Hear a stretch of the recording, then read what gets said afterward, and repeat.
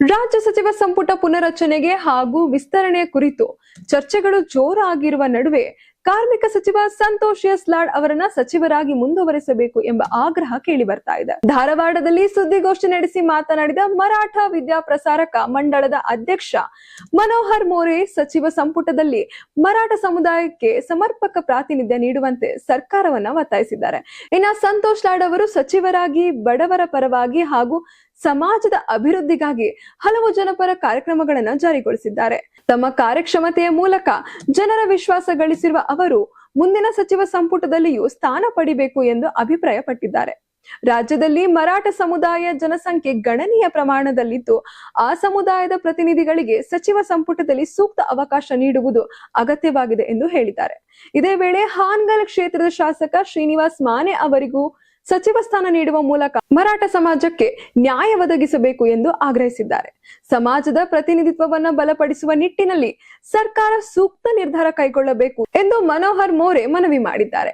ಒಟ್ಟಾರೆ ಸಚಿವ ಸಂಪುಟ ವಿಸ್ತರಣೆ ಕುರಿತು ಚರ್ಚೆಗಳು ನಡೆಯುತ್ತಿರುವ ಈ ಸಂದರ್ಭದಲ್ಲಿ ಮರಾಠ ಸಮುದಾಯದಿಂದ ಪ್ರಾತಿನಿಧ್ಯತೆ ಬೇಡಿಕೆ ಮತ್ತೊಮ್ಮೆ ಮುನ್ನೆಲೆಗೆ ಬಂದಿದ್ದು ಸರ್ಕಾರ ಹಾಗೂ ಕಾಂಗ್ರೆಸ್ ಹೈಕಮಾಂಡ್ ಈ ಬೇಡಿಕೆಗೆ ಯಾವ ರೀತಿಯಲ್ಲಿ ಸ್ಪಂದಿಸುತ್ತದೆ ಎಂಬುದು ಕುತೂಹಲಕ್ಕೆ ಕಾರಣವಾಗಿದೆ. ಒಂದೇ ಉದ್ದೇಶ, ನಮ್ಮ ಮರಾಠ ಸಮಾಜ ಸುಮಾರು ಕರ್ನಾಟಕದಲ್ಲಿ 60 ಲಕ್ಷ, ಕ್ಷತ್ರಿಯ ಸಮಾಜ 60 ಲಕ್ಷ ಇದ್ದೇವೆ.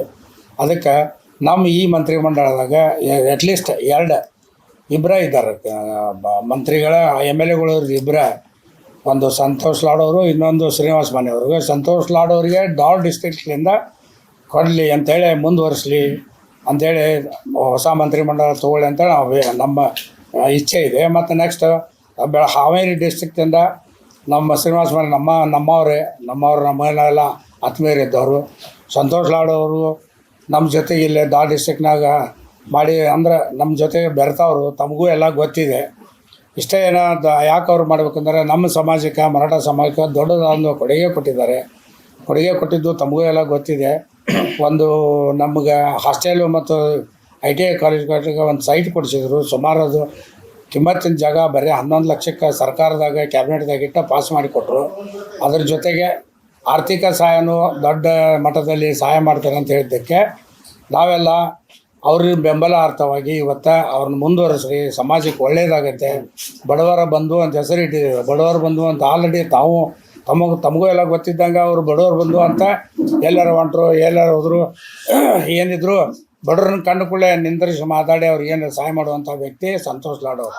ಅದಕ್ಕೆ ಅವರು ಬಡವರು ಬಂದು ಆಮೇಲೆ ಯುವಕರಿದ್ದಾರೆ, ಇನ್ನೂ ಚೈತನ್ಯದಿಂದ ಕೆಲಸ ಮಾಡುವಂಥ ಶಕ್ತಿ ಅವ್ರಿಗೆ ದೇವ್ರು ಕೊಟ್ಟಿದ್ದಾರೆ. ಅದಕ್ಕೆ ಅವ್ರು ಮುಂದುವರಿಲಿ ಅಂತೇಳಿ ತಮ್ಮ ಮುಖಾಂತರ ತಿಳಿಸೋಕೆ ಇಚ್ಛೆಪಡ್ತಾರೆ.